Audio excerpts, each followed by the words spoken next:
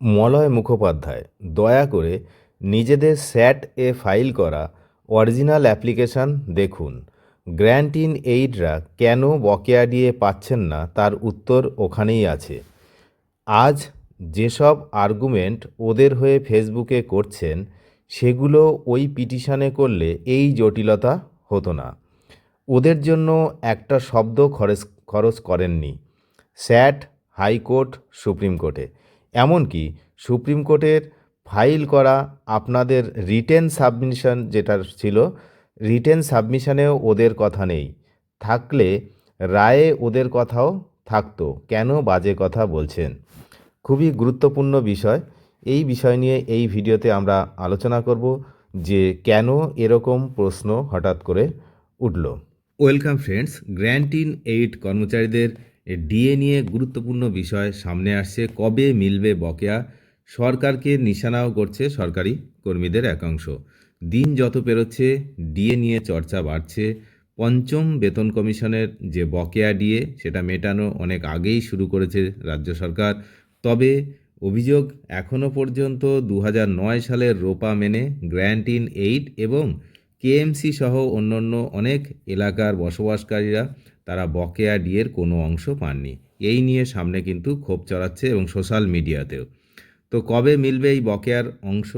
এই প্রশ্ন যখন উঠছে তারই মধ্যে ফের মহার্ঘ ভাতা ইস্যুতে সরকারকে তোপ দেখেছেন কিন্তু মলয় মুখোপাধ্যায়।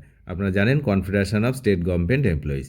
তো ওনার পোস্ট করা বক্তব্য যেটা ছিল তার পরিপ্রেক্ষিতে ওখানে যে সমস্ত কমেন্ট এসছে তার মধ্যে একটা কমেন্ট খুবই গুরুত্বপূর্ণ লেগেছে আমার কাছে। আমি সেই কমেন্টটি কিন্তু আপনাদের সামনে প্রথমেই একটু তুলে ধরলাম, বিষয়টা বিস্তারিত আর একটু পরে আবারও তুলে ধরব।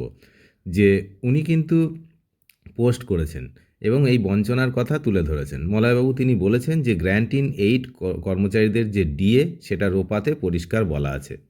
আমরা বারবার বলছি, বারবার অ্যাডিশনাল চিফ সেক্রেটারি ফিনান্সকে চিঠি দিচ্ছি। বিগত 1 জুন মাননীয় মুখ্যমন্ত্রীর সঙ্গে আমাদের বৈঠক হয়েছিল, সেখানে গিয়েছি। সোশ্যাল মিডিয়া ভরে যাচ্ছে। সরকারি কর্মচারী সংগঠনের নেতার কথায় গ্র্যান্ট ইন এইড কর্মচারীদের সংখ্যাটা একটু বেশি। সেখানে শিক্ষক, অশিক্ষক, বোর্ড, কর্পোরেশন, পঞ্চায়েত, পৌরসভা, কলেজগুলোতেও অসংখ্য সরকারি গ্র্যান্ট ইন এইড কর্মচারী, তারা তাদের ডিএ থেকে পুরোপুরি কিন্তু বঞ্চিত, এবং এই বঞ্চিত করছে এই সরকার, এমনভাবে কিন্তু তিনি তোপ দেখেছেন। আর অর্ডার বেরোনোর পরেও কলকাতা কর্পোরেশন এলাকায় বসবাসকারী কর্মচারীরা বকেয়া ডিএ পাননি, এটা কিন্তু উনি আবারও বলেছেন। গ্র্যান্ট ইন এইড কর্মচারীদের বকেয়া ডিএ এখনও যে কলকাতা কর্পোরেশন এলাকায় যে সকল অবসরপ্রাপ্ত কর্মচারীরা বসবাস করেন তাদের বকেয়া ডিএ এখনও কেন দেওয়া হচ্ছে না সেই নিয়ে কিন্তু তিনি প্রশ্ন তুলতে শুরু করেছেন। আর এই প্রশ্ন যখন তিনি তুলছেন তখনই অন্য একজন সরকারি কর্মচারী তিনি কিন্তু সোশ্যাল মিডিয়াতে এই প্রশ্নটি করেছেন, যেটা এই আমি দেখাচ্ছি। দেখুন, উনি যে কথাগুলো বলেছেন, Malay Mukhopadhyay confederation of state government এমপ্লয়িজের সাধারণ সম্পাদক, তো তার পরিপ্রেক্ষিতে ওনাকে কিন্তু এই কোশ্চেন করেছেন একজন সরকারি কর্মচারী যে মলয় মুখোপাধ্যায় দয়া করে নিজের স্যাটে ফাইল করা অরিজিনাল অ্যাপ্লিকেশান দেখুন। তাহলে এটা কিন্তু একটা গুরুত্বপূর্ণ বিষয় যে গ্র্যান্ট ইন এইডরা কেন বকেয়া দিয়ে পাচ্ছে না তার উত্তর ওখানেই আছে। আর আমরা এটাও দেখেছি যে কোর্টে যখন মুভমেন্ট হয়েছে তখন গ্র্যান্ট ইন এইডদেরকে নিয়ে কিন্তু একটা শব্দও কিন্তু খরচ করেনি কেউ, তো আইনজীবীরা।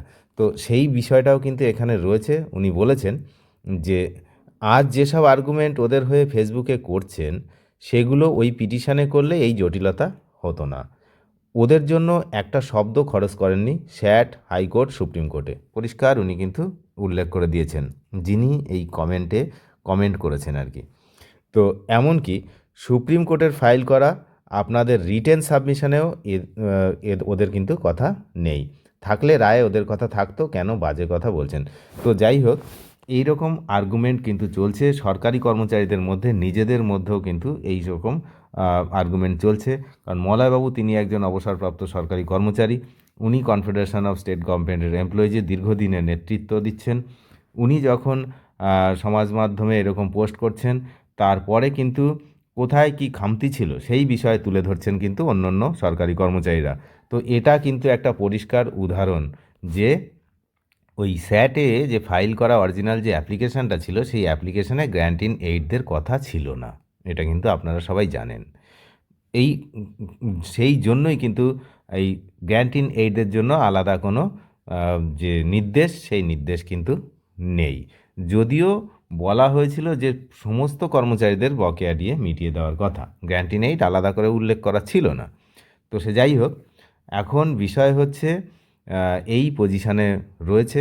এখন দেখা যাক এই তর্ক বিতর্ক শেষ হয়ে কবে সরকারি কর্মচারীরা যারা গ্র্যান্ট ইন এইড সহ অন্যান্য যে সমস্ত সরকারি কর্মচারীরা এখনও তাদের বকেয়া দিয়ে পাননি, তো তারা কবে পান সেদিকে আমরা নজর রাখছি।